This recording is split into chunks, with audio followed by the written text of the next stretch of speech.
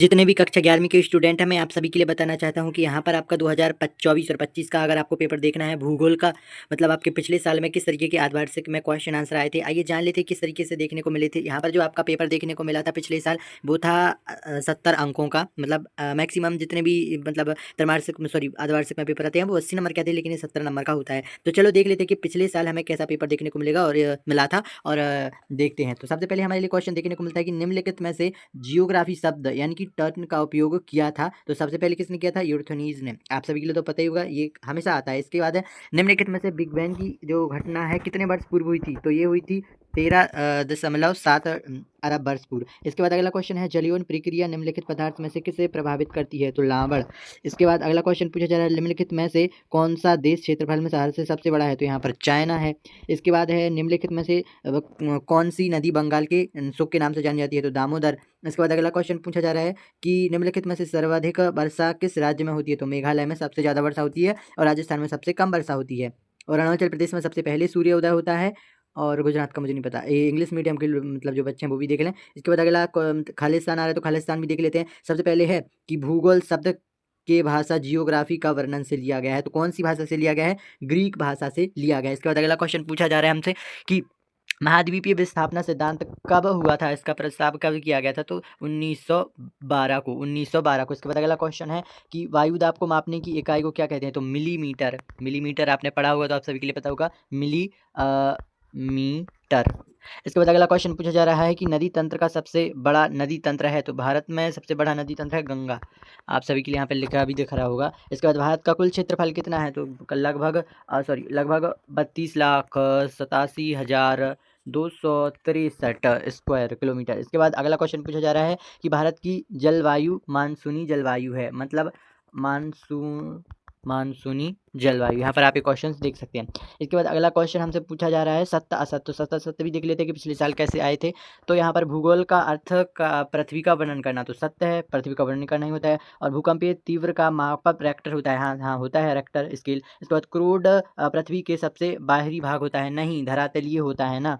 और इसके बाद कर्क रेखा भारत के दक्षिण से होकर इसकी गलत है, सॉरी। इसके बाद कर्क रेखा भारत के दक्षिण से होकर गुजरती है, नहीं पूर्व से होकर गुजरती है, मतलब जो नॉर्थ होता है उससे। लाइक जैसे आप देखोगे तो सेंटर में ज़्यादा दिख, लाइक जैसे मध्य प्रदेश, और भी आप देख सकते हो छत्तीसगढ़। इसके बाद नर्मदा नदी भ्रंश घाटी में बहती है, तो हाँ बहती है। इसके बाद एन ओलोन का शब्द अर्थ बालक ईशा है, हाँ है। इसके बाद अगला क्वेश्चन है, यहाँ पर 5 नंबर के आपको देखने को मिलेंगे, क्योंकि जो क्वेश्चन है जो पूरा प्रश्न है ना वो कम से कम इतना ज़्यादा नहीं है, वरना मैक्सिमम 7 नंबर की सही जोड़ियाँ देखने को मिलती है। सबसे पहले है यू आकार की घाटी, तो ये आ जाएगा हिमानी में, और भी आकार की घाटी आ जाएगा नदी में, और प्लाया आ जाएगा पवन में, और प्रेम नंद आ जाएगा झीलम में, और ब्रह्मपुत्र नदी मानसरोवर में आ जाएगा। इसके बाद हमारा जो अगला क्वेश्चन पूछा जा रहा है, जब पृथ्वी सूर्य से सबसे दूरी होती है तो इस स्थिति को क्या कहते हैं? इसे कहते हैं अपसौर। इसके बाद आकाश में सबसे ऊंचे बादल कौन से होते हैं? तो अपभ्रंश, ऐसा ही कुछ है। इसके बाद है भारत की उत्तर से दक्षिण तक की वास्तविक दूरी लिखिए, तो ये है लगभग 300 सॉरी 3,214 किलोमीटर, या फिर 321, सॉरी हाँ 3,000 है। इसके बाद अगला क्वेश्चन है कि पृथ्वी की आयु लगभग कितने करोड़ वर्ष है? तो 4.6 करोड़। एक बार आप लोग मिला भी लेना क्योंकि इसमें गलत भी लिखा है। एक बार अगला क्वेश्चन पूछा है नंदा देवी जीवन मंडल निश्चय किस राज्य में स्थित है? तो ये आपको याद ही रखना है, क्योंकि आप सभी को तो पता होगा कि नंदा देवी कहाँ है। ज़्यादातर मैप में भी आता है, तो आपको याद रखना है कि उत्तराखंड में है नंदा देवी। तो यहाँ पर आप ये क्वेश्चंस भी देख लीजिएगा, जैसे कि आपने ये देख लिए हैं, इनके भी मैं आपको आंसर बताता हूँ। रुको, इनके अभी के तौर पर आप इन क्वेश्चंस को देख लीजिए, अभी के तौर पर आप इन क्वेश्चन को देख लीजिए, फिर मैं आप सभी के लिए इन सभी के आंसर भी एक एक करके सबके आंसर एक एक करके इन सभी के लिए बताऊँगा। तो यहाँ पर आप देख लीजिए किस तरीके से पूरा पेपर आया है। 20 प्रश्न तक पूरा पेपर आया है, तो यहाँ पर आप देख सकते हैं। अब हम यहाँ इनके सबके उत्तर देखेंगे, जितना भी पूरा पेपर हमें देखने को मिला है पहले से लेकर हर पूरे में। तो चलो ये आ चुके हैं हम अब यहाँ पर स्क्रीन पर, और यहाँ पर हम जान लेते हैं सभी क्वेश्चंस के आंसर। सबसे पहले छठवां क्वेश्चन हमसे पूछता है कि भूगोल की परिभाषा और भौतिक भूगोल की शाखाएं। तो भूगोल वह विज्ञान है जो पृथ्वी की सतह और उस पर रहने वाले लोगों, उसके वातावरण का अध्ययन करता है, और उसकी 2 शाखाओं में से भौतिक भूगोल की शाखाएं की जो है बात कर रहा है, तो भू आकृति विज्ञान और एवं जलवायु विज्ञान, ये है इसकी भौतिक भूगोल की शाखाएं। अगला क्वेश्चन पूछ रहा है कि भूकंपीय तरंगें से उत्पन्न समुद्री लहरें और भूकंप के प्रभाव। तो यहाँ पर सबसे पहला हमारा जो आंसर है वो है कि भूकंपीय तरंगे से उत्पन्न समुद्री लहरें, भूकंप तरंगे से उत्पन्न होने वाली समुद्री लहरों को सुनामी कहते हैं। ये लहरें बहुत शक्तिशाली होती हैं और तटों पर भारी विनाश ला सकती हैं। इसके बाद दूसरा पॉइंट है कि भूकंप के दो प्रभाव हैं। सबसे पहले है भवन, पुल और अन्य संरचनाएं गिरा सकती है और भूस्खलन और मृदा द्रवीकरण हो सकता है, यानी कि सॉइल इनक्लूफेशन हो सकता है। इसके बाद हाँ, इसके बाद अपना अगला क्वेश्चन देख लेते हैं कि अगला क्वेश्चन क्या पूछ रहा है। तो यहाँ पर जो हमारा अगला क्वेश्चन हमसे पूछा जा रहा है वो पूछा जा रहा है 8वां है कि अप्रक्षत और मृदा निर्माण के कारक हैं। तो सबसे पहले अप्रक्षत वह प्रक्रिया है जिसमें चट्टानें टूटती हैं और विखंडित होती हैं। यह भौतिक, रासायनिक या फिर जैविक कारकों द्वारा हो सकता है। मृदा निर्माण को नियंत्रण करने वाले दो कारक हैं, जैसे कि जनक सामग्री और जलवायु सामग्री। तो चलो अगला क्वेश्चन हमसे पूछ रहा है कि क्षोभमंडल की विशेषताएं और मौसम के तत्व। सबसे पहले है क्षोभमंडल की दो विशेषताएं। तो यहाँ वायुमंडल की सबसे निचली परत है जहाँ मनुष्य संबंधी सभी घटनाएं होती हैं। इसी के साथ साथ ऊंचाई के साथ तापमान घटता है। और मौसम और जलवायु के चार तत्व में से सबसे पहले है तापमान, दूसरा है वायुमंडलीय दबाव, और तीसरा है पवन और चौथा है वर्षा। तो चलो अब यहाँ पर हम अपना अगला क्वेश्चन देख लेते हैं। यहाँ पर है क्वेश्चन नंबर 10वां। तो स्कूल भवनों और भारत के पड़ोसी देश। तो स्कूल भवनी यह एक पोर्टल है जो भारतीय अंतरिक्ष अनुसंधान संगठन ISRO द्वारा, इसरो द्वारा विकसित किया गया है। यह छात्रों को भूगोल और अंतरिक्ष विज्ञान के बारे में जानकारी देता है। इसरो को तो आपने सुना ही होगा, जो चंद्रयान उसने लॉन्च किया था वही। इसके बाद भारत के किन्हीं चार पड़ोसी के देश। तो पहले तो आपसे ये क्वेश्चन पूछा जा रहा है और इसी का ये अथवा भी है, शायद एक साथ आ गया है इसका आंसर।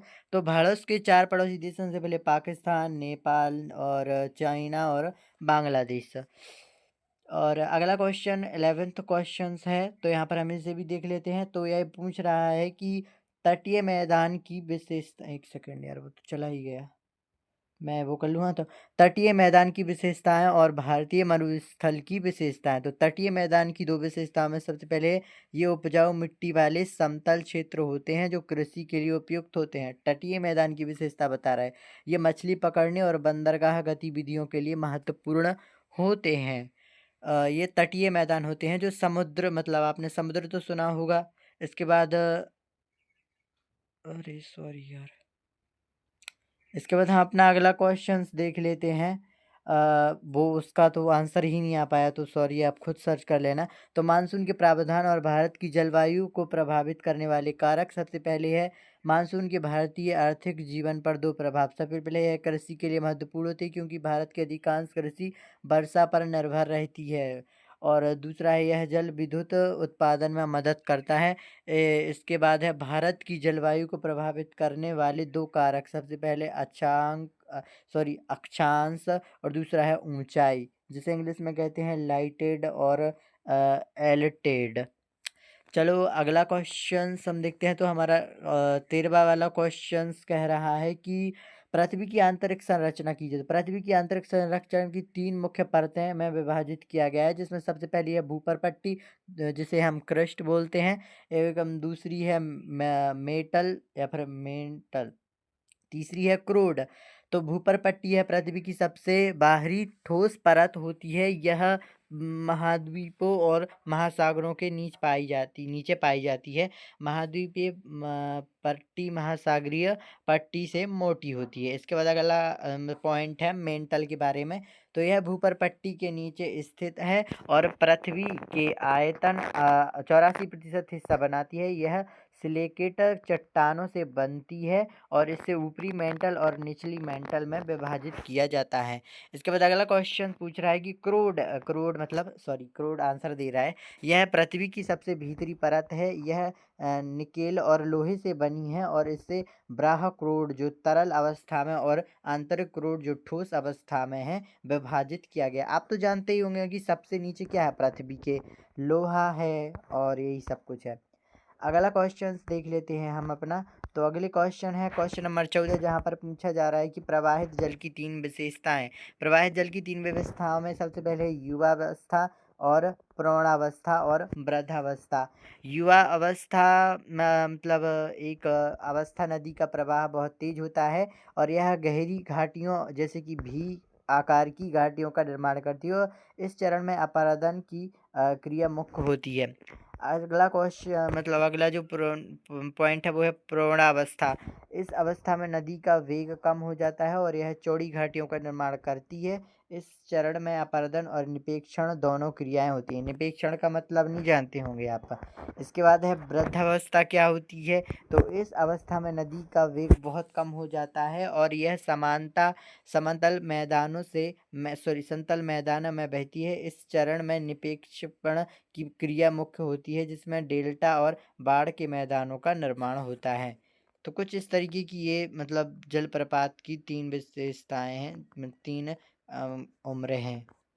अगला क्वेश्चन हमसे पूछ रहा है कि वायु के तापमान को प्रभावित करने वाले कारक, मतलब वायु के तापमान को जो प्रभावित करते हैं वो कारक कौन से हैं। तो सबसे पहले अक्षांश, मध्य भूमि रेखा के पास सूर्य की किरणें सीधी पड़ती हैं इसलिए वह तापमान अधिक होता है। जैसे हम ध्रुवों की ओर बढ़ते हैं सूर्य की किरणें तिरछी हो जाती हैं जिससे तापमान कम हो जाता है। देखो आप इतना सारा याद करोगे तो घंटा आपको याद तो होने नहीं वाला।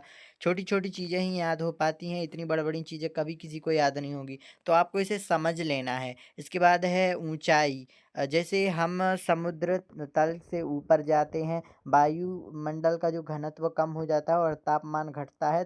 सामान्यतः प्रति इकाई दहाई सैकड़ा 1000 मीटर की ऊंचाई पर तापमान लगभग 6.5 डिग्री सेल्सियस की कमी आती है। इसके बाद है समुद्र से दूरी। समुद्र के पास के क्षेत्र में तापमान में ज़्यादा उतार चढ़ाव नहीं होता क्योंकि जल धीरे धीरे गर्म और ठंडा होता है। इसके विपरीत समुद्र से दूर स्थित क्षेत्रों में तापमान में अधिक भिन्न पाई जाती है, वहाँ की जलवायु चरम होती है।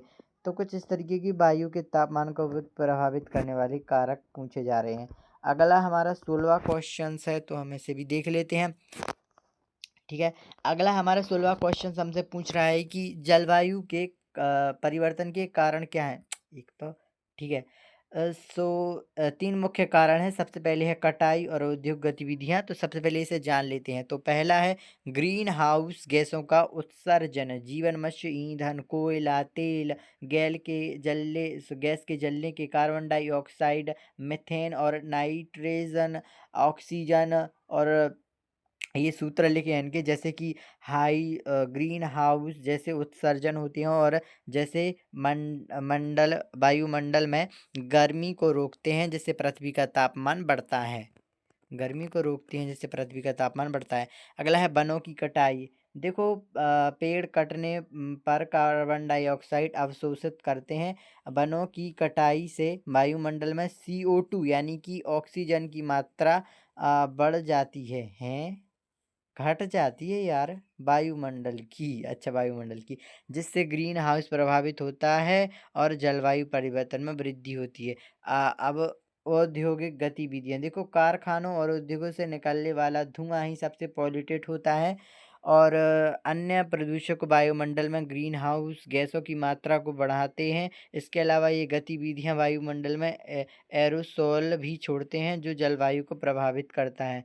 जब पहले तो आप ये समझ लीजिए कि जलवायु क्या होता है, फिर आप इसके बाद ये समझिए कि ये सब कुछ क्या होता है जो यहाँ पर बोल रहा है। अगर आप इन्हें नहीं समझेंगे ना तो आपके सिर के ऊपर से ये क्वेश्चन जाएगा और आंसर तो आप पढ़ते ही खुद पढ़ लेंगे और फिर भी आपको समझ नहीं आएगा कि ये बोल क्या रहा है क्वेश्चन में। इसीलिए बोलते हैं कि 11वीं में कोई टॉप नहीं कर पाता क्योंकि इनमें शब्द ही अलग अलग होते हैं। अगला क्वेश्चन पूछ रहा है प्रश्न नंबर 17वां, वन नीति के उद्देश्य। तो सबसे पहला वन नीति के 3 मुख्य उद्देश्य हैं। सबसे पहला है पारिस्थितिक संतुलन बनाए रखना। वन नीति का मुख्य उद्देश्य पारिस्थितिक संतुलन को बनाए रखना ताकि प्राकृतिक संसाधनों का संरक्षण हो सके और पर्यावरण को कोई नुकसान ना हो। ये हम कब से पढ़ते आ रहे हैं। जीव विविधता का संरक्षण। वनों में विभिन्न प्रकार के जीव जंतु और वनस्पतियां पाई जाती हैं। वन नीति का उद्देश्य इन सभी प्रजातियों का संरक्षण करना ताकि वे जीव विविधता बनाई रहें। इसके बाद अगला क्वेश्चन है वन आधारित उद्योगों को बढ़ावा देगा। वन नीति का एक उद्देश्य वनों से प्राप्त उत्पादनों पर आधारित उद्योगों को बढ़ावा देना भी है, लेकिन यह सुनिश्चित करता है कि यह सतत तरीकों से हो। ठीक है, अगला जो क्वेश्चन है वो है अगला क्वेश्चन प्रश्न क्रमांक 18। ठीक है, तो प्रश्न क्रमांक 18 देख लेते हैं। तो प्लेट प्राथमिक सिद्धांत और प्लेट सीमाएं, बहुत कठिन क्वेश्चंस हैं ये। अपसरी सीमा, सबसे पहली तो है अपसरी सीमाएं। मतलब ये पूछ रहा है कि प्लेट मतलब प्लेट के जो सिद्धांत हैं और प्लेट की सीमाएं हैं वो बताओ। तो प्लेट सीमाएं के 3 प्रकार हैं। सबसे पहली अपसरी सीमा, दूसरी अभिसरी सीमा और तीसरी है रूपा। फ्री हो जाते हैं हम। तो अपसरी सीमाएं से क्या समझते हैं? तो जब दो प्लेटें एक दूसरे के मतलब एक दूसरे से दूर जाती हैं तो उसे अपसरी सीमा कहते हैं। इस प्रक्रिया में मैग्मा ऊपर आकर नई भूपर्वृत्ति का निर्माण करता है, जैसे कि मध्य महासागरीय घटक। आपने स्कूल में पढ़ा ही होगा इसे। दो प्लेटें ऐसे जा रही हैं और मतलब दो प्लेटें सीधी जा रही हैं तो ये अपसरी सीमा कहते हैं। ठीक है, अब अभिसारी सीमा देख लेते हैं। तो जब दो प्लेटें एक दूसरे की ओर जाती हैं और टकराती हैं तो ऐसी अपसरी सीमा कहते हैं, इसे अपसरी सीमा कहते हैं। इस प्रक्रिया में एक प्लेट दूसरी की नीचे धंस जाती है, जिससे पर्वत श्रृंखलाओं का निर्माण होता है, जैसे कि हिमालय। आपने देखा होगा हमारे भारत में हिमालय, लाइक जैसे हिमालय टकराया था, नहीं आपने वो संदर्भ नहीं पढ़ा जिसमें भारत दक्षिण अफ्रीका से टूट कर आता है तो वो एशिया से टकरा जाता है। तो मतलब उसी तरीके की था। मतलब देखो एक प्लेट ऐसे आ रही है और दूसरी प्लेट ऐसे जा रही है, तो क्या होगा, ये दोनों घल जाएंगी तो वहाँ पे पर्वत हो जाएंगे, बीच में जो है यहाँ पे पर्वत हो जाएंगे। तो इससे आप समझ सकते हैं अपसरी सीमा को। इसके बाद है रूपांतरी सीमा। तो जब दो प्लेट एक दूसरे के समांतर टकराती हैं तो इसे रूपांतरी सीमा कहते हैं। इस प्रक्रिया में ना तो भूपर पट्टी का निर्माण होता है और ना ही विनाश होता है, लेकिन भूकंप आते हैं, जैसे सैन करंडिलियन फॉल्ट। तो जो भूकंप आते हैं वो रूपांतरी सीमा के अंतर्गत ही आते हैं। यही जो सीमाएं हैं यही भूकंप लाती हैं। तो इससे आप याद कर लीजिएगा। मोस्ट इम्पोर्टेंट क्वेश्चन ही हो सकता है मुझे जहाँ तक लगता है। तो अगला क्वेश्चन है महाद्वीपीय विस्थापना सिद्धांत का प्रस्ताव किसने दिया और कैसे दिया था? सबसे पहले जान लेते हैं। तो महाद्वीपीय विस्थाप के किन्हीं 3 प्रमाणों का वर्णन कीजिए। तो यहाँ पर सबसे पहले है अल्फर वैगनर ने सन 1912 में महाद्वीपीय विस्थापना सिद्धांत का प्रस्ताव रखा था। इस सिद्धांत के अनुसार पृथ्वी के सभी महाद्वीप एक समय में एक विशाल महाद्वीप थे, जिसे पैंजिया कहा जाता था, के रूप में जुड़े हुए थे, जो समय के साथ टूटकर वर्तमान महाद्वीपों में विभाजित हो गया। मतलब पहले ना हमारी जो पृथ्वी थी वो ऐसी थी, मतलब जितने भी महाद्वीप हैं, जैसे कि ये एशिया महाद्वीप, ये ऑस्ट्रेलिया महाद्वीप, ये यूरोप और ये आप समझ सकते हैं, मतलब अलग-अलग टाइप के थे, मतलब ऐसे बटे हुए थे, बट सबसे एक दूसरे से ऐसे मिले हुए थे। बट बाद में जो महाद्वीपीय विस्थापना आई, जैसे कि प्लेटें टकराई, जैसा कि आपने इससे पहले पढ़ा कि अपसरी सीमाएं कैसे कहते हैं, तो उन्हीं के अंतर्गत जो है मतलब एक प्लेट इस तरफ चली गई और एक प्लेट टूटकर इस तरफ चली गई थी, जिससे नए नए महाद्वीपों का निर्माण हुआ। इसके बाद इसके 3 प्रमाण दिए इन्होंने। तो सबसे पहले 3 प्रमाण दिए अपने सिद्धांत में। सबसे पहले ये कहते हैं कि महाद्वीपों में साम्यता, जैसे कि आप देखोगे तो दक्षिण अमेरिका और अफ्रीका के आमने-सामने की तट रेखा एक दूसरे से अद्भुत रूप मेल खाती है। अगर उन्हें कंप्यूटर की सहायता से जोड़ा जाए तो वो मतलब ऐसे लगते हैं कि ये आराम से जुड़ जाएँगे। जैसे आप किसी कागज़ को फाड़ देंगे और फिर उसे दोबारा जोड़ेंगे तो वो जुड़ेगा तो नहीं, पर आप फेविकोल से चिपका देंगे तो वो चिपक जाएगा ना। ऐसे ही मतलब जो है ऐसी ये प्लेटें टूटी हैं। इसके बाद है महासागरों की चट्टानों की आयु, जैसे कि ब्राज़ील के तट पर, पश्चिम अफ्रीका के तट पर 200 करोड़ वर्ष पुरानी और सेल समूह की एक पट्टी मिली है जो आपस में मेल खाती है। तो ब्राज़ील है दक्षिण अमेरिका में, और जो आप सभी के लिए तो पता ही होगा कि अफ्रीका जो है पश्चिमी अफ्रीका है, वो उससे टूटकर बना है। ठीक है?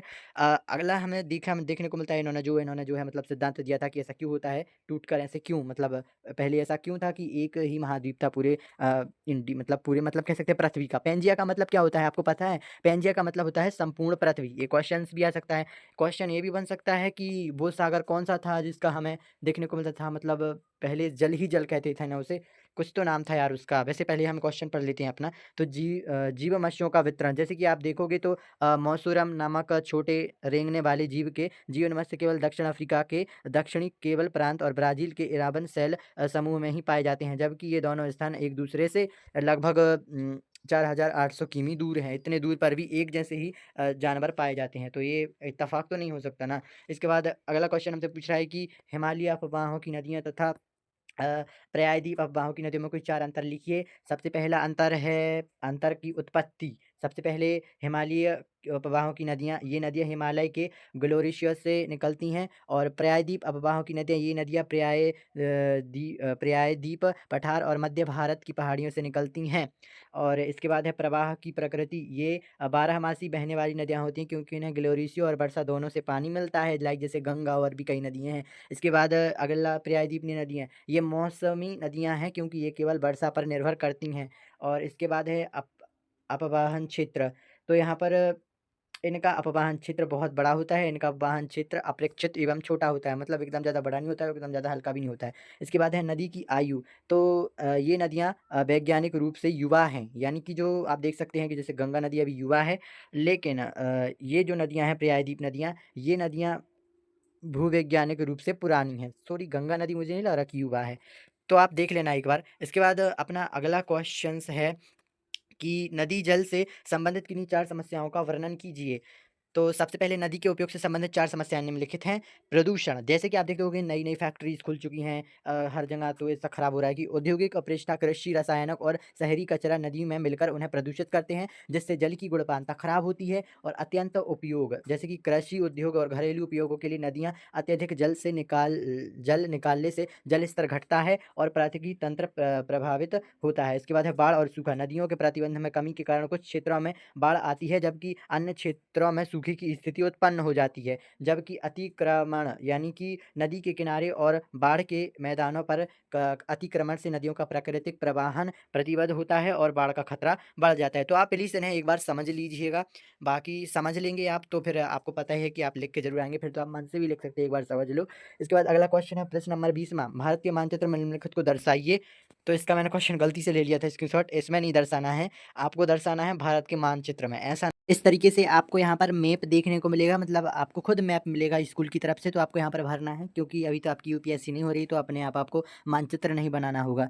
तो यहाँ पर नीलगिरी पर्वत को सबसे पहले दर्शाना है, तो नीलगिरी पर्वत है यहाँ पर तमिलनाडु में, इसके आसपास है, तो आप यहाँ पर भर देंगे नीलगिरी पर्वत। इसके बाद आता है हमारा बंगाल की खाड़ी, तो बंगाल की खाड़ी कहाँ पर है, बंगाल की खाड़ी तो यहाँ पर है ना, तो आप ऐसे भर दीजिएगा, ठीक है। इसके बाद आता है नर्मदा नदी, तो नर्मदा नदी कहाँ से निकलती है, ऐसी निकलती है ना, तो ऐसे ऐसे भर दीजिएगा, ठीक है।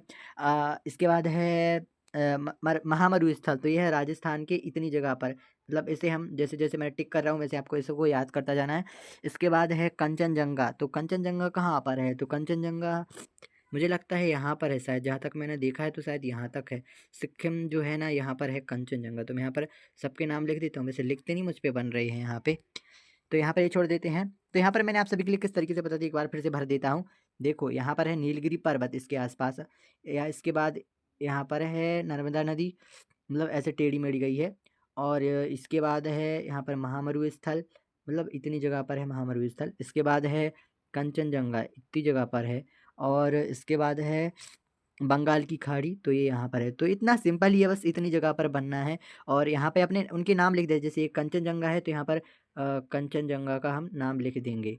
और यहाँ पर नीलगिरी पर्वत है तो ये ऐसे टिक लगाएंगे और यहाँ पर नीलगिरी पर्वत का नाम लिख देंगे। फिर इसके बाद ये है महामरु स्थल, तो यहाँ पर ऐसे टिक लगाएंगे और महामरु स्थल का नाम लिख देंगे। और फिर यहाँ पर है बंगाल की खाड़ी, तो यहाँ पर हम बंगाल की खाड़ी का नाम लिख देंगे। यहाँ पर है नर्मदा नदी, तो हम यहाँ पर नर्मदा नदी को दर्शा देंगे। तो कुछ इस तरीके का हमें मैप भरना पड़ता है। आई होप आपको ये वीडियो पसंद आया होगा, अगर पसंद आया तो इस वीडियो को लाइक करके चैनल को सब्सक्राइब करें। Thank you.